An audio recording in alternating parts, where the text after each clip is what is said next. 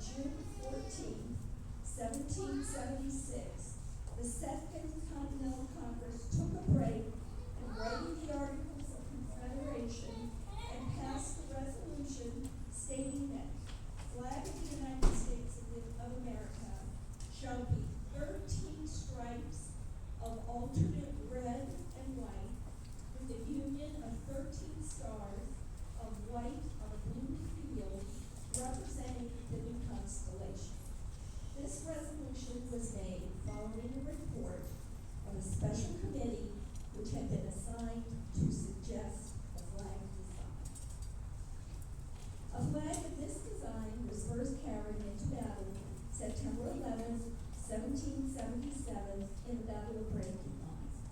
The American flag was first saluted by 4 naval ships on February 14, 1778, when the vessel Ranger, bearing the Stars and Stripes and under the command of Captain Paul Jones, arrived in a French port.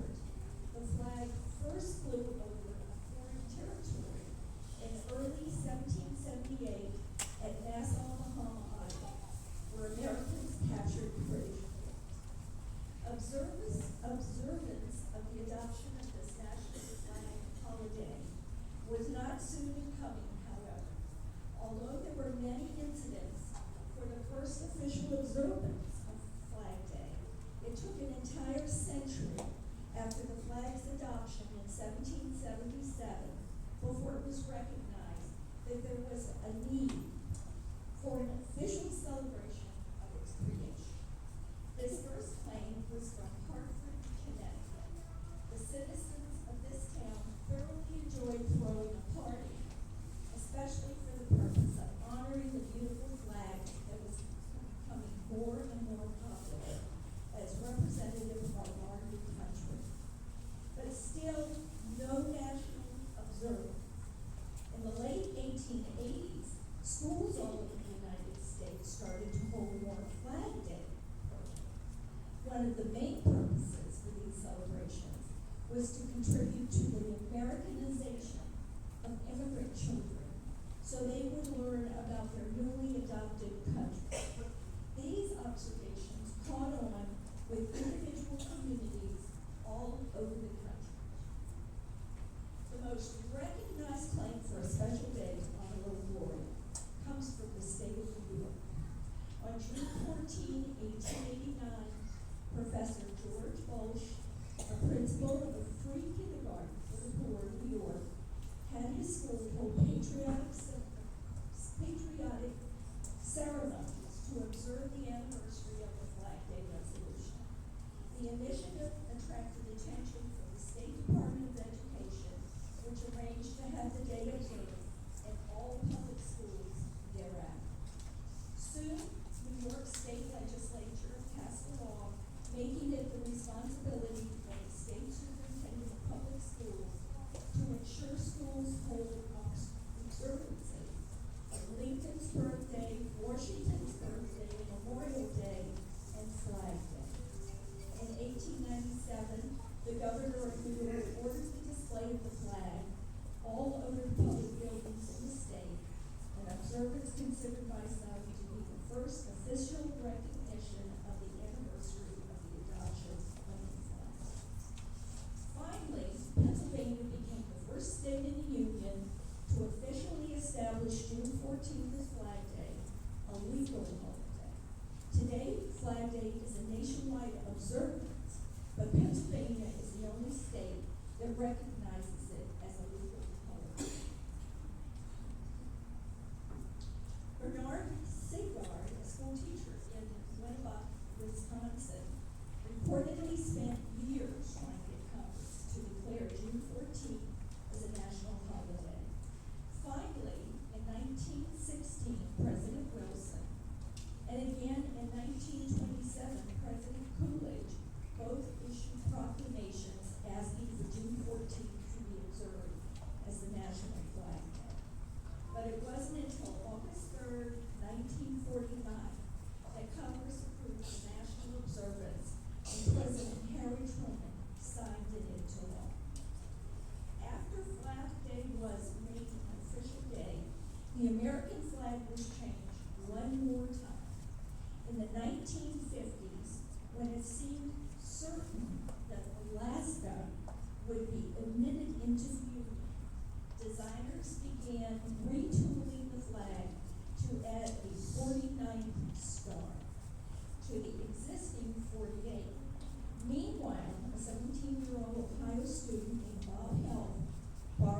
mother sewing machine, disassembled his family's 48-star flag, and stitched on 50 stars in a proportional pattern. The number 50 was determined because it became known that Hawaii was going to soon follow Alaska into the Union. Health also sent his flag to his congressman, Walter Muller, who presented it to the current president of that time, Dwight Davis Eisenhower. After both states joined the Union, President Eisenhower selected Health's design on July 4th, 1960. The president and the high school student together raised the 50-star flag for the first time. This concludes my presentation, but before I close, I'd like to take a moment to thank the History Channel and A&E Television for the article that I used to take most of my information from Flag Day, written by Judy Cohen. It was a beautiful program, and I was able to get a great deal of information. And finally, I would like to thank the veterans of the administration for their article celebrating America's freedoms, the origin of Flag Day. Thank you all very much.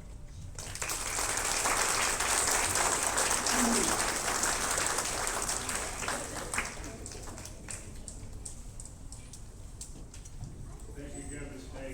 As a professor of history, I appreciate the fact you cited your sources. And thank you to all the women of the Daughters of the American Revolution for helping make our ceremony a special one each year. You all have dignity, extra dignity to our event. The pride we take in our flag hinges on understanding how that flag fits in with the larger American nation. Please know that you're always welcome here with us. Okay, now I'm going to ask my scouts to once again help me, and I would like you all to go over to the table in the back, and I'm going to ask you to bring up the flag of the United States of America, and I'm going to ask our 4th degree Knights of Columbus to escort you all and give you all a sword salute as you bring the flag forward.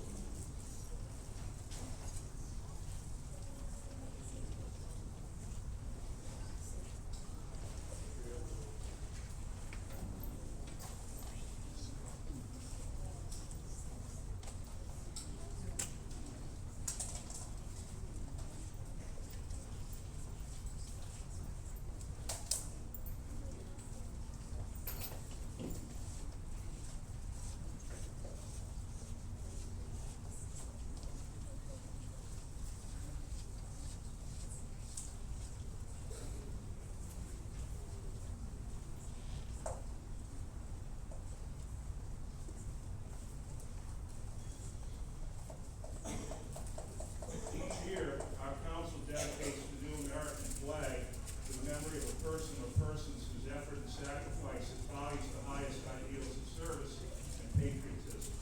The American flag this year is dedicated to the 13 U.S. service members who have given their lives in the performance of their duties during the current war with Iran. Please join with me in a silent prayer of commendation as I read each name. Sergeant First Class Nicole Armour, U.S. Army. Captain Curtis J. Hanks, United States Air National Guard. Sergeant Declan Cody, United States Army. Captain Cody Cork, United States Army. Major John Alex Flinner, United States Army. Captain Seth R. Coble, United States Air National Guard. Chief Warrant Officer 3 Robert Marsan, United States Army. Major Jeffrey O'Brien, United States Army. Sergeant Benjamin Pennington, United States Space Force. Technical Sergeant Ashley D. Pruitt, United States Air Force. Captain Ariana G. Savina, United States Air Force. Tech Sergeant Tyler H. Simmons, United States Air Force. Sergeant First Class Noah Teakins, United States Army. The Knights of Columbus are proud and humbled to honor these patriots and dedicate the flag for this year to them. I thank you also to the wonderful young people again here today leading us, and we hope to tell you friends, fellow scouts, classmates, this is the place to be for Flag Day. Again, let's give them a hand for helping out.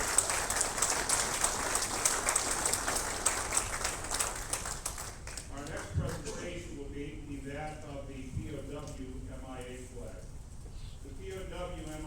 flag was created for the National League of Families of American Prisoners and Missing in Southeast Asia and officially recognized by the United States Congress in conjunction with the POWMIA issue of the Vietnam War. As the symbol of our nation's concern and commitment to resolving as fully as possible the fates of American still prisoner missing and unaccounted for in Southeast Asia, thus ending the uncertainty for the families and the nation. The flag is black and bears in the center a black and white emblem with a white disc bearing in black a silhouette of a bust of a man, a watchtower with a guard on patrol, and a strand of barbed wire. Above the disc are the white letters POW and MIA, framing a five-pointed white star. Below the disc is black and white wreath above the white motto, "You are not forgotten." The POWMIA flag was flown over the White House for the first time in September 1982. Congress has recognized the POWMIA flag and designated it as a symbol of our nation's concern and commitment to resolving as fully as possible the fates of American still prisoner, missing and unaccounted for. As of March 29, 2017, 1,611 Americans remain unaccounted for, of which 1,023 were classified as further pursuit, 497 as no further pursuit, and 91 as deferred. The POWMIA flag is presented in memory of Major Leo Pierre Champagne, Sr., United States Army retired, and in recognition of all Americans held prisoner, missing in action, or otherwise accounted for as a result of hostile actions. I will ask Mr. Michael Champagne, the son of Major Leo Pierre Champagne, to present the flag, and Mr. John Rode is going to play Flowers of the Forest in their honor.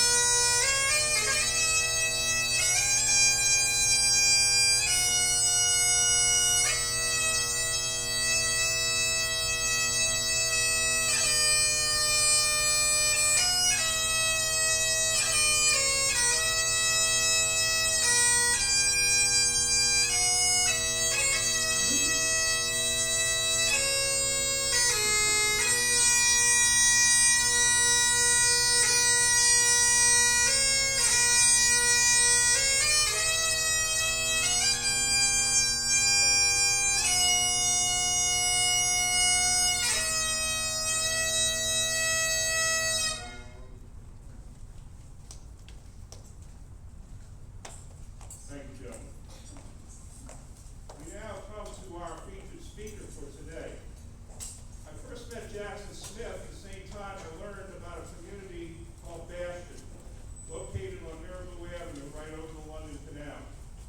All I can say is that Bastion is a place one must experience firsthand to understand the great work Jackson and the staff does to make sure our veterans have a home, have safety, and have community.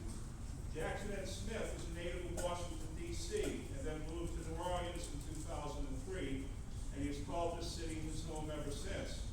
He's a graduate of Tulane University, after which he was commissioned into the United States Marine Corps in 2008, where he served 8 years active duty as an infantryman, including 2 deployments to Afghanistan in 2010 and 2011, and several deployments around the world. In 2011, he was recognized as the 2nd Marine Division's Platoon Commander of the Year. But we all know that once New Orleans gets into your soul, you must eventually come back. So he returned in 2015, attended Tulane Law School on the GI Bill, met his future wife Lee, marrying her in 2020, and they have a lovely young lady for a daughter named Adele. Jackson then moved from practicing law to taking the helm at Bastion Community, the first community in this nation intended for recovering veterans and their family members. Bastion serves those who have given so much in service of this country, and it places a bold new far better than I ever could. It's my honor to welcome my friend, Mr. Jackson M. Smith.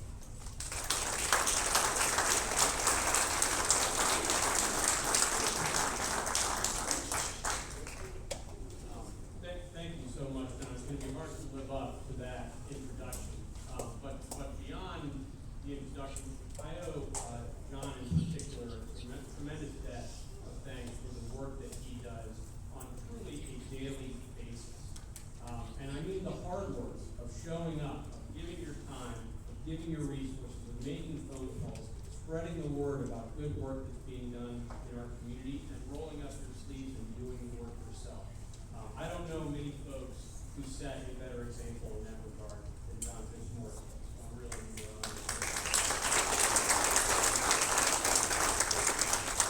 I officially want to start with a heartfelt thanks to the Knights of Columbus, the Daughters of the American Revolution, American Legion Post 377. How about this band?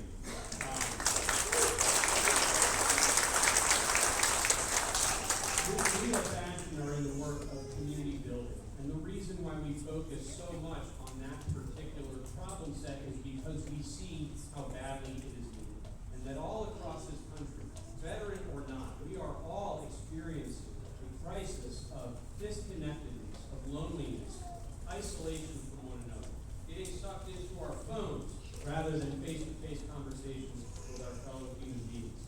And I like to believe that the pendulum is beginning to swing the other way.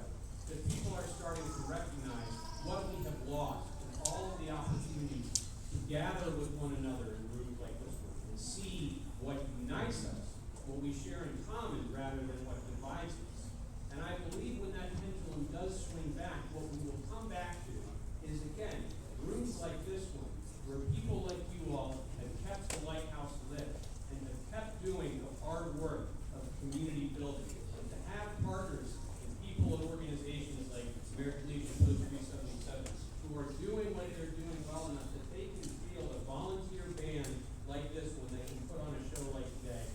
It's a remarkable thing. It's something that makes me feel much more optimistic about the future. Unfortunately, for you all, this, I believe, is at least the second, if not the third time you've heard me give a speech.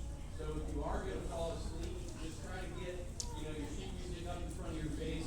I'll try to cover some new material today, I promise. But listen, we are here today to commemorate Flag Day. And what does the flag stand for, truly? It is what represents us as a united people, one nation under God, not our differences, not the ways in which we define ourselves as distinct or opposed to one another, but the ways in which we all come together under one flag and as one people. And I say that because I think that we can all recognize, watching the news and scrolling through our social media on our phones, the ways in which feeling like one united people is getting harder. That sometimes it feels like we spend so much more time thinking and talking about our differences and our oppositions to one another than we do the things that we share in common. And I'm a Marine infantryman, all right? I'm not that smart, but the things they taught me real hard. So they're in there pretty good. And when I was a Marine and I found myself off course, I found myself looking around and saying, it doesn't feel like we are where we're supposed to be. What we were trained to do is backtrack and go back to the last place where you knew where you were. And so I find myself, as I look around today at the difficulties that we encounter, I find myself thinking, backtrack, go back in your mind to when you looked around and said, this is it. This is what this flag stands for. And so I, again, being a Marine, can't help but to think back to my own experiences. And I think about people like Sergeant Dan Nang. Sergeant Nang was a squad leader who I served with in the Marine Corps, Camp Lejeune in Afghanistan. Sergeant Nang was an immigrant from the country of Burma. He had grown up in a country torn by war, still is to this day. And he had made his way to the land of promise, to the United States, home of the free. And he had embraced this country as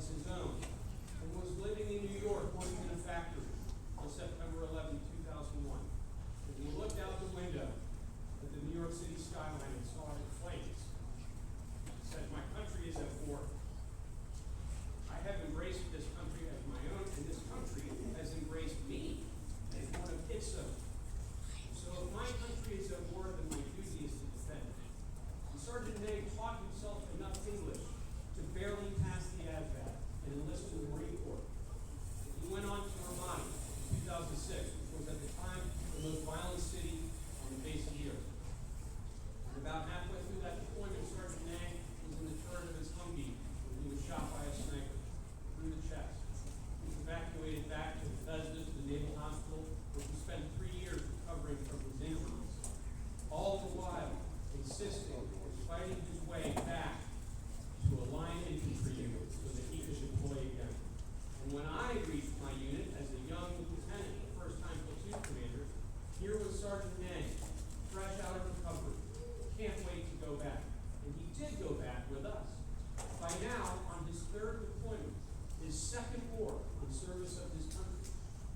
And on July 1st, 2010, Sergeant Nang fell to the enemy once again. Again shot in the chest by an enemy machine gun, and was medevaced again to Bethesda Naval Hospital. By this point, when Sergeant Nang would take his shirt off, his chest looked like a buried treasure map.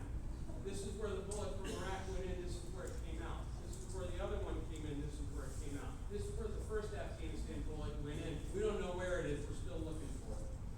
And at the time, my father, Vietnam Marine himself, was living in Bethesda and would visit the Naval Hospital to go and be a battle buddy and a mentor for these guys who are recovering, take them to a movie, bring them some magazines. And he would always try to be assigned to my Marines so that he could visit them and try to care for them as I would. And he would go to visit Sergeant Nang and every day ask him, Sergeant Nang, what can I do for you? Is there anything that you need? Sergeant Nang would never ask for anything. I never heard Sergeant Nang ask for anything in all the time that I served. So one day my dad asked him, Sergeant Nang, again, is there anything that I can do for you? And this time Sergeant Nang sits up and he says, yes, sir. So my dad sat up. He said, what is it? Sergeant Nang looked my dad in the eye and said, don't let them take me out of the infantry. I can still fight. Tell them to let me go back. That is what the people of this country are made of.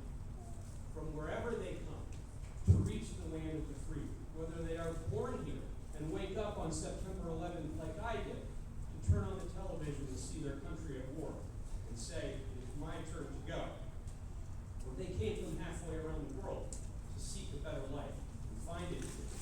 That is what our flag stands for and what Americans are made of. But here's the reality, I'm an old man now. I'm out, right? Nobody asked me before making me an old timer, but it turns out I am one. And us old timers have a time-honored tradition of looking at the young folks today and saying, man, I don't make them what they used to. Right? Here's the funny thing. You can go back to read op-eds and letters to the editor from 1940, from veterans from World War I, watching fascism spread across Europe and across the Pacific. You know what they said? These kids today ain't up to it. These kids today are soft, and they wouldn't last 1 minute in the fields of France like we did. We're in trouble if we ever got to go to war with these Nazis and the Japanese. And they were talking about John Basilone, and Audie Murphy, and Easy Company, Band of Brothers. Now, today, I find myself among us old timers and looking at the young people and saying, they ain't what they used to be. They make them what they used to be.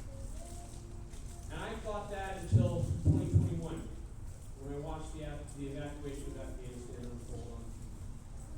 And if you all remember that story, that country fell in a matter of weeks.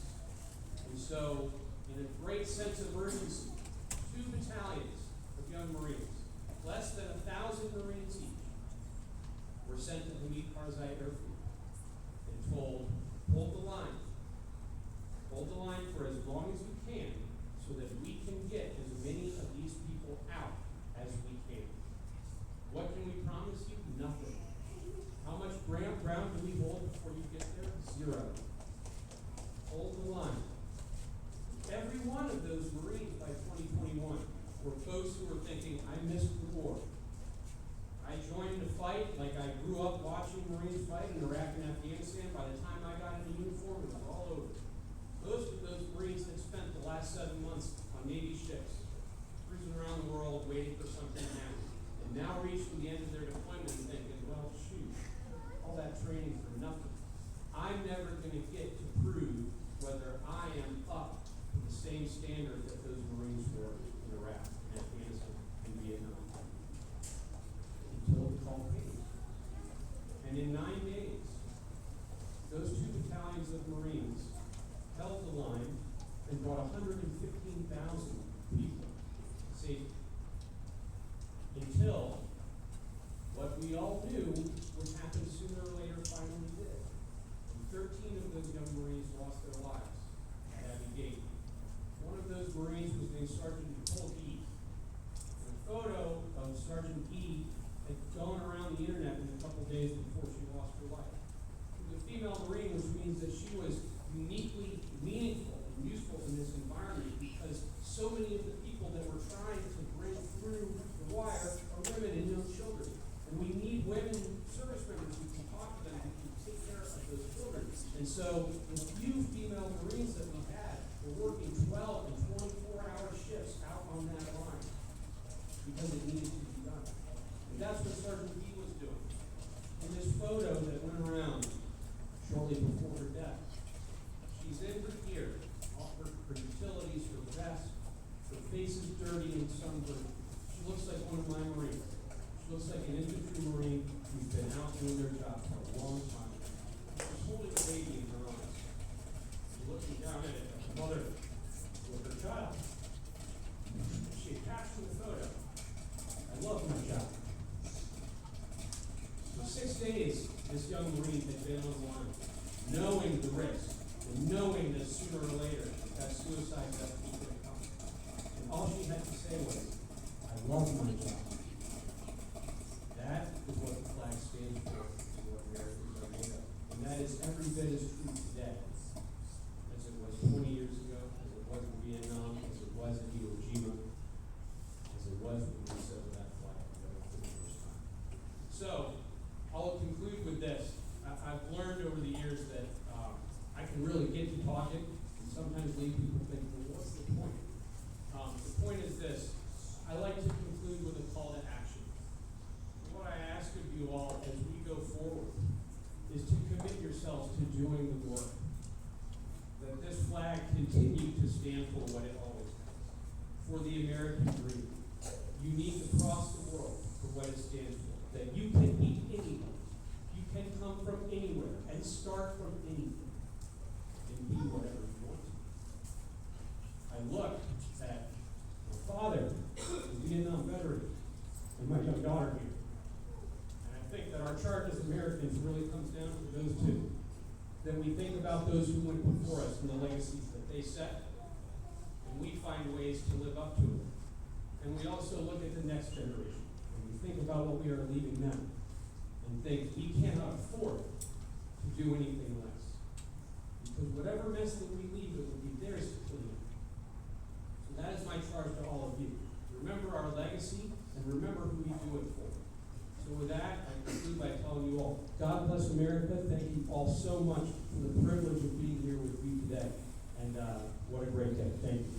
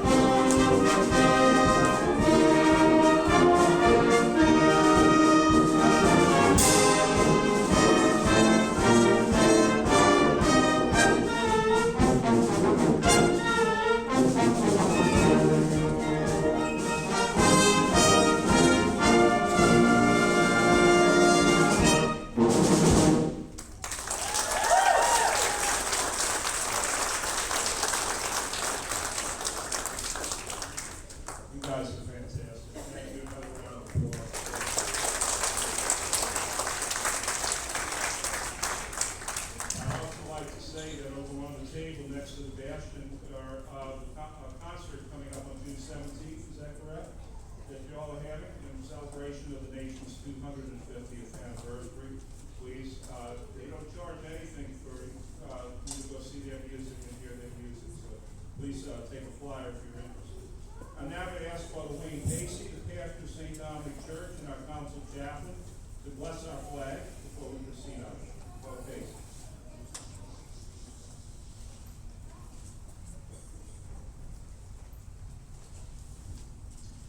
We read in Psalm 33:12, "Blessed is the nation whose God is the Lord, the people whom he has chosen as his heritage." We pray. Dear Lord, we come before you with gratitude for the symbolism of our flag, for the symbolism our flag represents: unity, freedom, and hope. May it remind us of the sacrifices made for our liberties and inspire us to uphold justice and peace. Bless the United States of America as we strive to embody the values it stands for, fostering love, understanding among all people. Amen.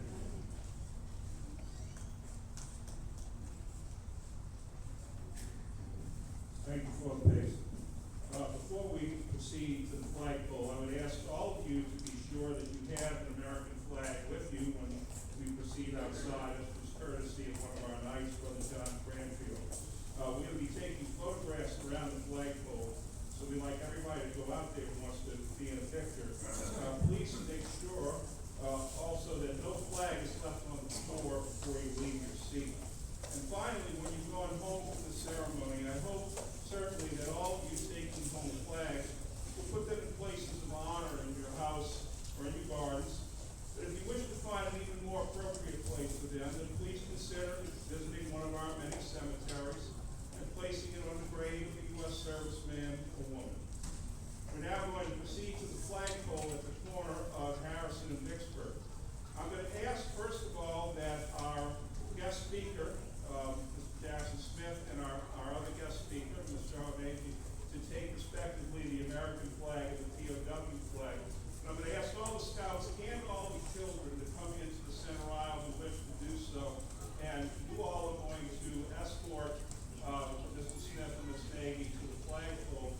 And the Knights of Columbus 4th Degree are going to lead you toward the flagpole. So if all the kids and scouts will come up to the center aisle at this time, if you wish to do so.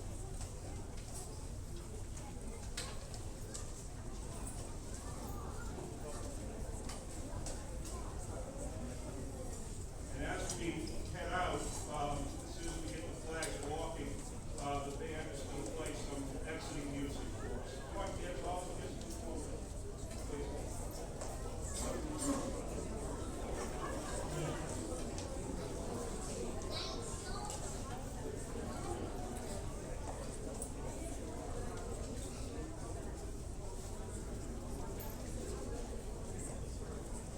And the 4th Degree Knights are going to lead the way.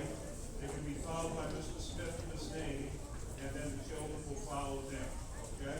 And you all will go walking to the flagpole. And John Roach will go outside and will play.